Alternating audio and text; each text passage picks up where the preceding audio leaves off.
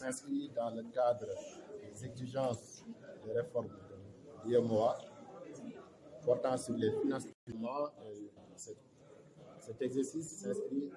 dans le cadre du plan Sénégal émergent, qui décline sous le leadership du président de la République une vision à long terme de l'émergence du Sénégal en 2035. Et conformément aux exigences du PSE et de ses différents axes, tous les ministères doivent se doter d'une aide de politique sectorielle, une planification à long terme sur au moins 5 ans, avec l'implication de tous les ministères, mais également l'implication de la société civile, des partenaires techniques et financiers, de la coopération bilatérale, multilatérale du système des Nations Unies, à travers la mise en place par arrêté de Madame le ministre du comité de pilotage et du comité technique chargé de suivre cet exercice, conduit par un consultant avec la participation de tous les acteurs. Et l'élément majeur à retenir dans le cadre de cet exercice, et conformément à notre nouvel système de planification,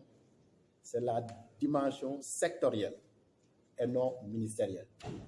L'exercice est porté par le ministère de la Famille, mais concerne tous les secteurs qui interviennent pour réaliser pleinement les objectifs du président de la République en faveur des cibles de notre sous-secteur. Les cibles du sous-secteur sont la famille. Il s'agit également de la femme, mais aussi des enfants. Vous conviendrez qu'au-delà du ministère de la Famille, tous les autres ministères ont une responsabilité, une mission et une contribution dans la réalisation des droits des femmes et des enfants, mais également dans la sauvegarde de la famille, sans compter la dimension transversale du genre à prendre en compte pour une meilleure protection des femmes, conformément aux principes d'équité et d'égalité. Donc, je voudrais, à travers cet exercice et au nom de Madame le ministre, remercier tous les membres du comité de pilotage, les sectoriels, la présidence à travers le bureau opérationnel du suivi du plan Sénégal émergent, le bureau organisation et méthode, les ministères sectoriels, les partenaires et la société civile qui ont contribué à élaborer ce document et qui, aujourd'hui, à la lumière de l'économie qui en sera faite par le consultant, vont essayer de consolider le diagnostic du secteur, voir les forces, les faiblesses, les opportunités et les menaces, et à la lumière de cet existant, bâtir une nouvelle vision pour la famille sénégalaise, pour les partenaires représentés à travers le système des Nations Unies, mais également à travers le projet ATPSE et les partenaires au développement qui ont manifesté leur soutien et leur intérêt à s'approprier de ce document qui, une fois validé, devra servir de base pour la période 2022-2026 à l'élaboration de nos différents projets et programmes. Et donc, pour terminer, je voudrais véritablement, au nom de Madame le ministre, engager tous les acteurs à finaliser ce document qui ensuite fera l'objet d'une appropriation politique et d'une formalisation à travers le Conseil des ministres, mais aussi à travers sa signature par Madame le ministre en charge de la famille et son collègue en charge de l'économie, du plan et de la coopération. Avant,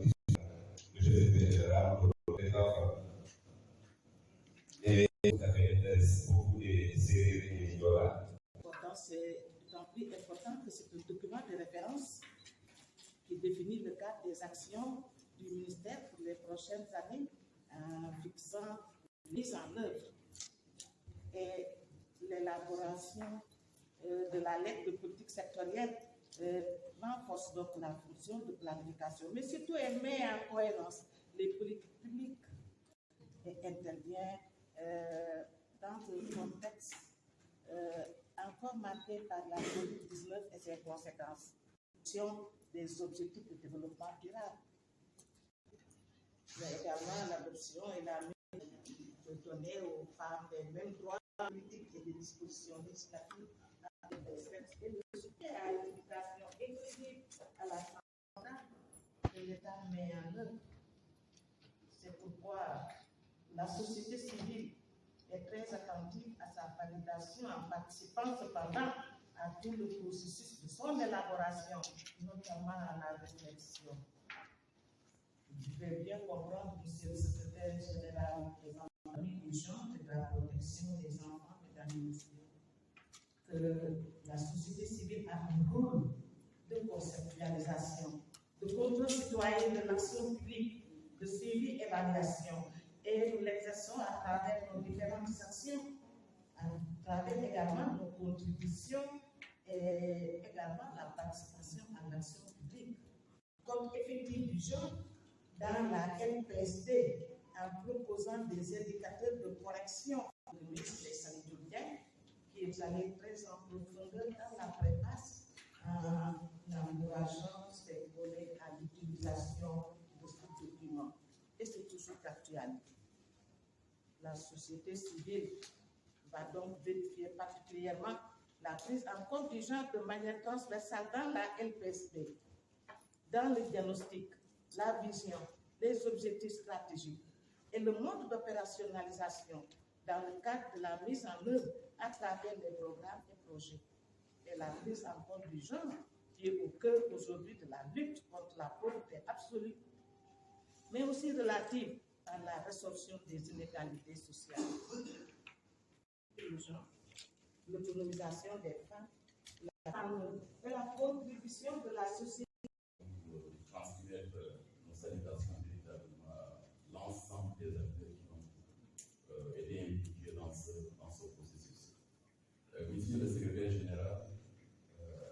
nous avons juste des messages à délivrer. C'est un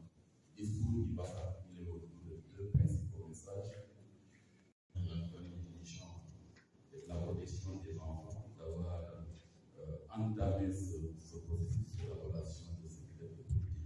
sectorielle, mais aussi l'excitation aux opportunités qui nous est donnée à l'ensemble des partenaires de donner nos derniers inputs, nos dernières contributions justement pour l'amélioration de ce document. En ce qui concerne le développement, s'inscrit bien dans les orientations de la nouvelle loi 41-2021 relative au système national de planification. C'est important parce que nous pourrions juste nous assurer que la lettre de politique sectorielle couvrira un périmètre sectoriel fixé par un décret, comme stipulé au niveau de l'article 47 de cette loi d'orientation. Ça, c'était le premier message. Le deuxième message, monsieur le secrétaire général, est un message d'encouragement. Encouragement dans le cadre de l'amélioration du document, particulièrement l'approfondissement de la partie diagnostique du rapport. Et ce serait bon que, justement, qu'elle soit beaucoup plus étayée par des données statistiques qui pourraient permettre justement d'avoir une situation précise justement des différents bénéficiaires, à savoir l'incidence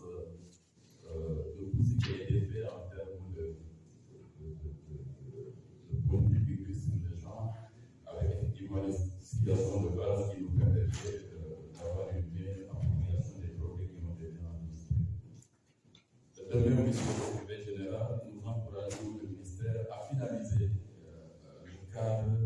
de performance. Là aussi, nous avons été contrôlés sur le cadre de performance. Nous nous sommes rendus compte que, quand même, il y a un effort de renseignement de l'ensemble des indicateurs, collaborer avec l'ANSD, l'Agence nationale de la santé, mais aussi, nous avons depuis un mi-parcours de l'évaluation de la sécurité. Et pour le suivi, parce que c'est extrêmement important, là aussi, il faut indiquer, je pourrais en collaboration avec